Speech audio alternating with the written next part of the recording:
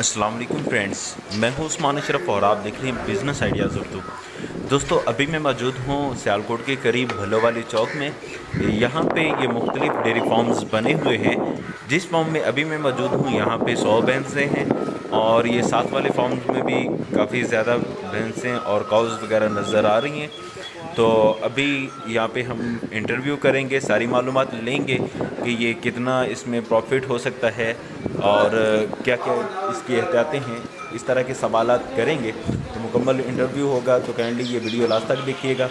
ये अजमल हमीद भाई भी हमारे साथ मौजूद हैं, ये भी सवालात करेंगे। तो चलिए इंटरव्यू शुरू करते हैं। अस्सलाम वालेकुम। वालेकुम सलाम। भाईजान, आपका नाम? आबद बरियार। आबद भाई, ये जगह कौन सी है? बल्लवाली। बलवाली। अच्छा आबद भाई, बताइएगा आपके पास टोटल कितने ये भैंस हैं? तकरीबन 100 है। 100 हैं। और ये कौन सी नस्ल के हैं? तकरीबन काड़ा, साहियाल, आरफ, नीली। अच्छा, बताइएगा ये फार्मिंग आप कितने सालों से कर रहे हैं? 20-25 साल हो गए। माशाल्लाह, काफ़ी तजर्बा है। अच्छा, ये आपने एक जो भैंस है एवरेज कितने में खरीदी थी? पहली जी,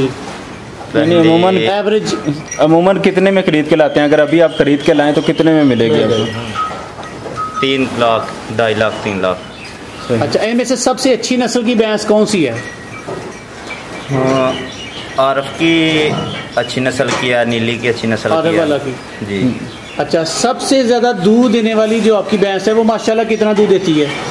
देती है 20 लीटर। माशाल्लाह 20 लीटर। और कम से कम? कम से कम 12-13। 12-13। अच्छा, इनकी सुबह से लेकर शाम तक की रूटीन बताइएगा। इन जानवरों को आप सुबह से लेकर शाम तक क्या क्या कब कब देते हैं? सुबह इनको तूड़ी, खल जी, तो शाम को चारा, पट्ठा। अच्छा, चारे के लिए आपकी कितनी ज़मीन है? तकरीबन 9-10 किलो। 9-10 एकड़। ये बताइएगा कि ये जो खल आपने बताया, कौन सी खल डाल रहे हैं? इसमें खल की 2 किस्में होती हैं ना, एक बनौला वाली, एक सरसों वाली। हाँ, खल बनौला, कौड़ी खल। अच्छा, रोटियाँ, चोकर। अच्छा, सही। यहाँ ये जो आपका बंडा बना हुआ था, मैंने देखा था, रोटियाँ भी गोई हुई थी, आटे की तरह बना हुआ था। हाँ जी। ये किस मिकदार से आप जानवरों को देते हैं? ये तकरीबन 4-5 किलो एक जानवर। तो जो जानवर दूध नहीं देते उनको भी देते हैं?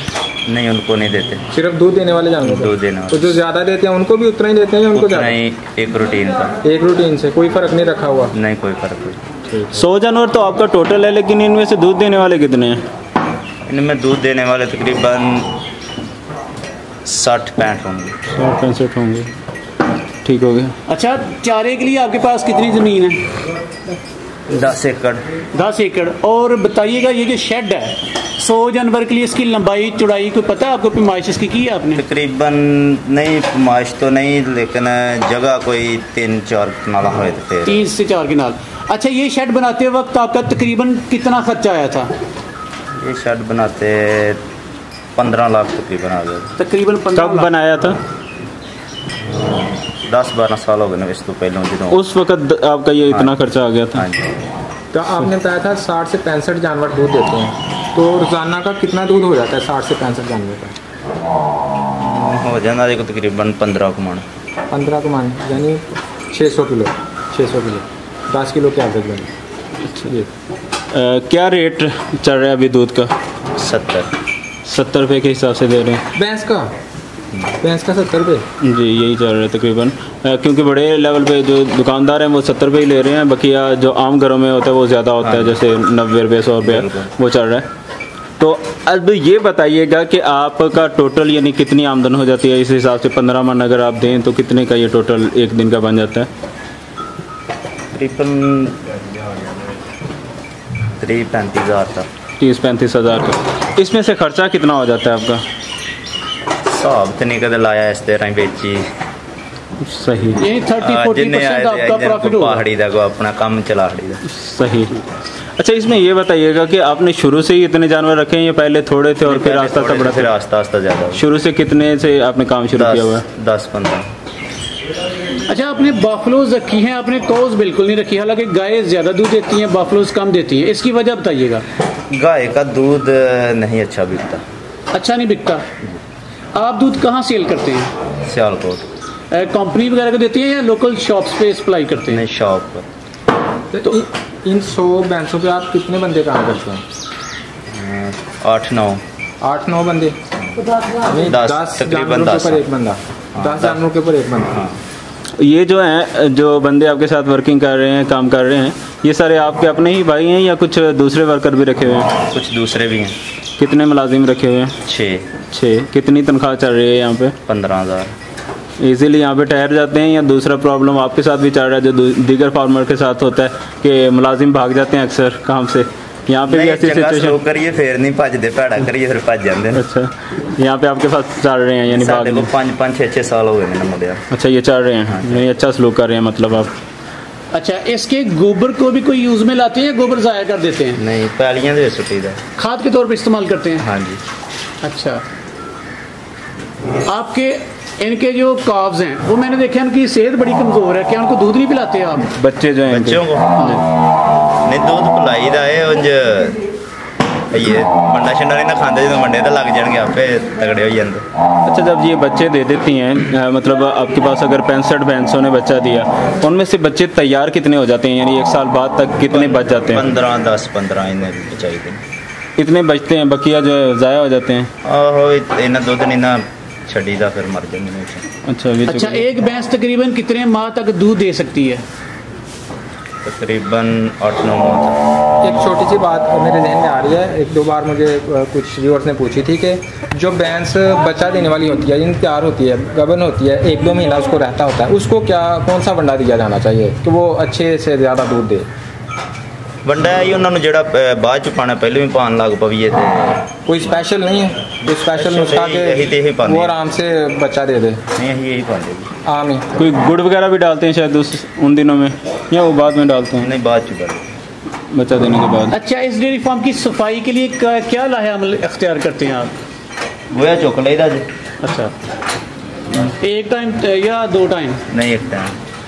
पानी का वहाँ सिस्टम ऑटो नहीं देख, पानी के लिए क्या बंदोबस्त है आपका? पानी वास्ते तालाब ही बने आज नहाने वास्ते। वो तालाब है। वो तालाब कितनी जगह पे है? वो 3 मरले। 3 मरले में। और सारे जानवरों को मौका देते हैं उधर तालाब में जाने का? हाँ जी, सारे। इनको नहलाते भी हैं क्या? नहलाने को ज़रूरी होता है? नहलाना जरूरी है। अच्छा, इनकी वैक्सीनेशन, इनकी बीमारियाँ, उससे आप इनकी केयर कैसे करते हैं? तकरीबन हर साल टीके लाई थे। साल के साथ टीके लगवाते हैं? 6 महीने बाद। हर 6 माह के बाद? हाँ जी। और वो आपका खर्चा तकरीबन कितना हो जाता है? वो गवर्नमेंट लाई है। गवर्नमेंट फ्री लगा के जाती है? हाँ जी। चले दूध देने वाले जानवरों की एक बीमारी है साड़ू, थान खराब हो जाता है। हाँ जी। उसका कोई देसी हल या वलायती जो भी आप समझते हैं? ਉਹਦਾ है इलाज की दसो। थोम, मरचा नाल टीका शीका ला लो। किस तरीके काटना? कुट के? ਆਹ ਕੁੱਟ ਕੇ ਮਰਚਾਂ ਜਿਹੜੀਆਂ ਨੇ ਦਾਦੜ ਉਹ ਇੰਜ ਅਖਬਾਰ 'ਚ ਧਰ ਕੇ ਦੇ ਲਈਏ ਤੇ ਥੋਮ ਨੂੰ ਕੁੱਟ ਕੇ ਤੇ ਦਈਏ ਤੇ ਉਹਦੇ ਨਾਲ ਠੀਕ ਹੋ ਕਿੰਨੇ ਕੁ ਦਿਨ ਦਈਏ ਠੀਕ ਹੋ ਜਾਂਦਾ? ਤਕਰੀਬਨ 3 ਦਿਨ। 3 ਦਿਨ ਦਈਏ ਤੇ ਸਾੜੂ ਠੀਕ ਹੋ ਜਾਂਦਾ? ਮੂੰਹ ਖੋੜ ਦਾ ਵੀ ਕੋਈ ਦੇਸੀ ਇਲਾਜ ਹੈ? ਨਹੀਂ, ਉਹਦਾ ਕੋਈ ਨਹੀਂ।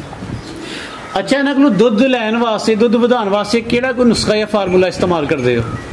फार्मूला ये वंडा शंडा ਜਿਹੜਾ ਪਾਈਦਾ ਹੋਰ ਇਹਨਾਂ ਦਾ फार्मूला कोई नहीं। आप साथ में साइलेज वगैरह भी डाल रहे हैं या कि नहीं? नहीं है, पट्ठे ने बस तूड़ी ते स्टाला ते या मंडा पाईदा तूड़ी दे उत्ते, यही सारी करा।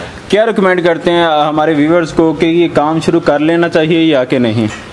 कर लेना चाहिए वे, बंदे चार होण घर दे काम शुरू कर लेना चाहिए। यानी कहा जाता है कि ये डंगरों के साथ डंगर बनना पड़ता है, तो ये कहाँ तक बात? दसिया कि बनना ही पैना। वेखो अभी भी तो लगे हैं तुहाडे सामने। अगर कोई चाहे कि सिर्फ वो मुलाजिम ही रख ले, खुद काम ना करे, तो क्या काम चल सकता है? चल सकता है, मुलाजिम ना भागें तो मुलाजिम भाग भी जाते हैं। भाग जाते हैं, फिर खुद भी करना पड़ता है। पहले ये कहा कि घर के आदमी चारों। अच्छा, सही। लेबर को खुश रखने का क्या तरीका है कि लेबर भागे ही ना? ये मेरी लेबर इत्थे भी इन्होंने पूछ लो वो किस तरह खुश है। ਅਸੀਂ ਇਹਨਾਂ ਨੂੰ ਰੋਟੀ ਛੋਟੀ ਖਰਚਾ ਹਰ ਚੀਜ਼ ਜਿਹੜਾ ਦਿੰਦੇ ਆ ਗੱਡੀ ਜੀ ਜਿਵੇਂ ਭਰਾਵਾਂ ਦਾ ਹੁੰਦਾ ਹੈ ਤੇ 5-5 6-6 ਸਾਲ ਹੋ ਗਏ ਨੇ ਸਾਡੇ ਕੋਲੇ ਦਾ ਮੁੰਡਿਆਂ ਨੂੰ नहीं जाते कोई भी पिछा होनी तो हूँ भी उन्होंने नहीं जाना जुत्ती कपड़ा उन्होंने लैंदा है। अच्छा, यहाँ पे एक देसी सा टोटका मैं भी बताता चलो लेबर के साथ ताउन का।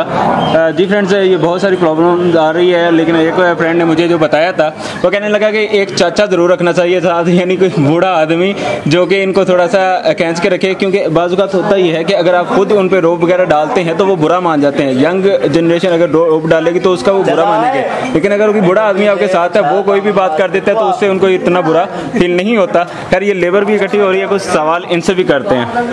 जी, अस्सलाम वालेकुम भाई, क्या हाल है? ठीक, तुम ही आ जाओ। कहाँ से आप हैं? भावलपुर से। इतनी दूर आगे काम करने? हाँ जी। कितनी तनख्वाह दे रहे हैं आपको? 15,000। खुश हैं आप? हाँ जी। क्यों खुश हैं? अक्सर ये भाग जाते हैं लेबर वाले, क्या वजह होती है? क्या मतलब लेबर को क्या प्रॉब्लम होती हैं जिनकी वजह से वो भागते हैं अक्सर?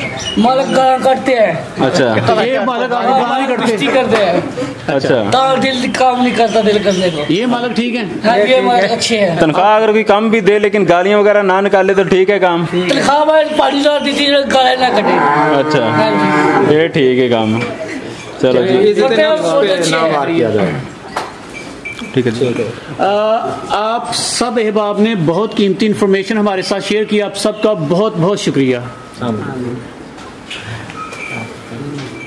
तो जी फ्रेंड्स, उम्मीद है कि आपको वीडियो पसंद आई होगी। अगर वीडियो पसंद आए तो इसे लाइक शेयर कमेंट ज़रूर करें, चैनल को सब्सक्राइब करें ताकि नेक्स्ट आने वाली वीडियोस आप तक पहुंचती रहें।